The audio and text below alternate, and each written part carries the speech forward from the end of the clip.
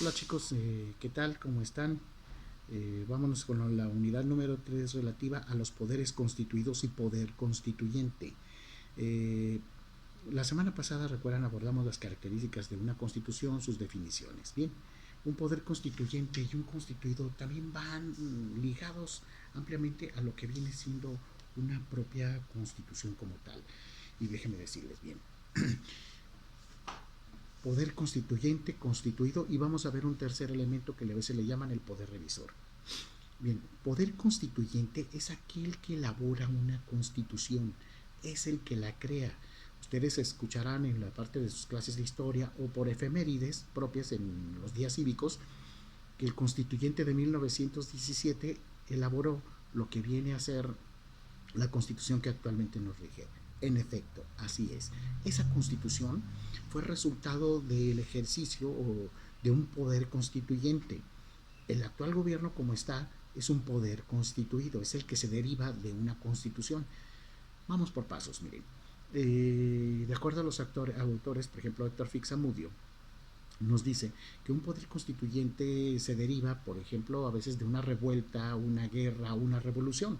Vean, la Revolución Mexicana, como tal, viene a transformar el modelo político de México y se crea una constitución en 1917. También la Constitución de 1824 fue resultado de un nuevo régimen. Recuerden, México se independiza de España y se constituye como tal una constitución. Cambio de régimen. Me voy más atrás. Recuerden la clase pasada que les hablé de la Constitución de Cádiz, 1812, que pretendió establecer una monarquía constitucional.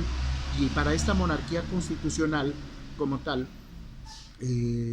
al estar presente esta modelo de acotar el poder al rey, pues se asistieron una asamblea con representantes, recuerden, de la propia España, del propio península, de la Nueva España, del virreinato del Río de la Plata, del virreinato del Perú. Bien, mencioné hace un momento la palabra asamblea. La asamblea como tal es un grupo plural con representantes de diversas facciones. Se les denomina incluso como diputados constituyentes. Diputado únicamente para elaborar la constitución, ese nuevo orden jerárquico. Bien, si es nada más para elaborar la constitución, por lo tanto va a ser transitorio, es decir, se forman o se reúnen o se constituye o se crea el poder constituyente únicamente para elaborar la constitución. Cuando ya está elaborada, se disuelve. Hace un poco aquí en México, unos 3 años, tuvimos un ejercicio consistente que cuando, recuerden, en la Ciudad de México se constituye en una entidad federativa, pues no tenían constitución. Entonces se reunió como tal un constituyente exclusivamente para elaborar la nueva constitución. Se elaboró la constitución, se acabó, se fueron cada quien, como dicen, a su casa y los poderes constituidos en este caso, las nuevas autoridades que tiene la Ciudad de México son parte de un poder constituido. Me remito a la Constitución del 17 ahora. El constituyente, ese famoso que se reunió en Querétaro, fue el poder constituyente. Se promulga como tal la Constitución, se disuelve ese constituyente y entra en funciones el poder constituido, que lo reconocemos por las tres funciones, que es legislativo, ejecutivo y judicial. Estarán presentes como poder constituido y su función no es como tal crear otra constitución, su función es gobernar. Un poder constituyente no gobierna, constituyente solo elabora la constitución. Y recuerden, es una forma de evitar una centralización de poder. Porque imagínense que un constituyente, como era en el autoritarismo o las monarquías, elabora una ley, la hace a su modo para seguir gobernando. No, por eso se disuelve. Y el poder que entra o asume las funciones del constituido va a acatar la constitución. Porque recuerden, la soberanía reside en la constitución. Recuerden que sobre la constitución no hay nada, ni otras leyes. La constitución es máxima, así como lo dice el artículo 133 de la supremacía constitucional, que dice: esta constitución, las leyes que de ella emanen y los tratados internacionales suscritos por el presidente de la República y ratificados por el Senado serán la ley suprema de la nación. Es decir, arriba de eso no hay nada. Y los poderes constituidos deben de acatar. Un presidente, un gobernador no están arriba de la constitución. un presidente, por eso protesta, recuerdan que lo vimos la semana pasada, cumplir y hacer cumplir esta Constitución y las leyes que de ella emanen. ¿Recuerdan las tomas de protesta? Bien, va con base en ese detalle. Ahora bien, miren, nos vamos a encontrar también, que como se los mencioné, Ixamudio nos habla del poder revisor. Ustedes han escuchado que se hablan de reformas a la Constitución.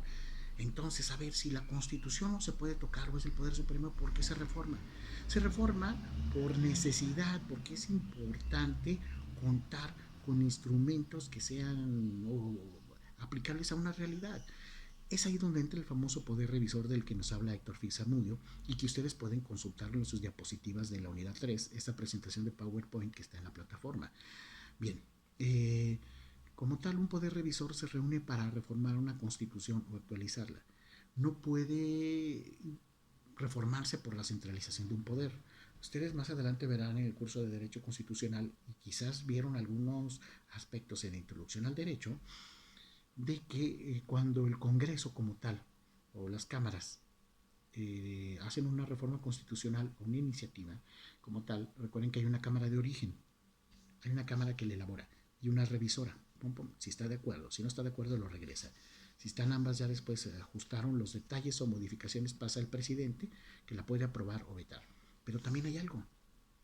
Participan para modificar o actualizar o reformar la Constitución las legislaturas locales, es decir, los diputados de cada una de las entidades federativas.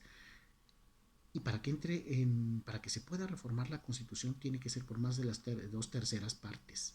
Si hay más de las dos terceras partes, se modifica la Constitución, se reforma. Si no están de acuerdo las legislaturas, tampoco. O sea, vean, el poder de alguna forma se diluye buscando equilibrios. Ese que le llaman el poder revisor, según Fixamudio, en donde participan el presidente, senadores, diputados y las legislaturas locales para actualizar la Constitución y hacerla acorde a las necesidades. Bien, antes de concluir, por eso les recomiendo, vean las diapositivas y ahí van a ver sobre todo la concepción del doctor Fixamudio, en donde también él menciona tres diferencias que existen también entre poder constituyente y constituido. La primera que viene a ser la naturaleza jurídica, luego la cronológica y la tercera la funcional. La de naturaleza como tal es aquella que el poder constituyente crea la Constitución y los constituidos son creados por la propia Constitución. Vean, una cadena o una secuencia. La siguiente es la cronológica. Un constituyente es temporal. Termina de hacer la Constitución y se acaba y adiós. Un poder constituido permanece hasta que desaparezca ese Estado, haya golpe de Estado, revolución o se desconozca una Constitución. Y el funcional, precisamente ya al final nos vamos a encontrar como tal de la Constitución, es que la Constitución, el constituyente crea la Constitución y el poder constituido solamente gobierna, no crea Constitución, gobierna acatando lo que dice la Constitución. Bueno, miren sus diapositivas y nos vemos en el siguiente video. Estaré pendientes de sus dudas aquí mismo en la plataforma. Hasta pronto, chicos.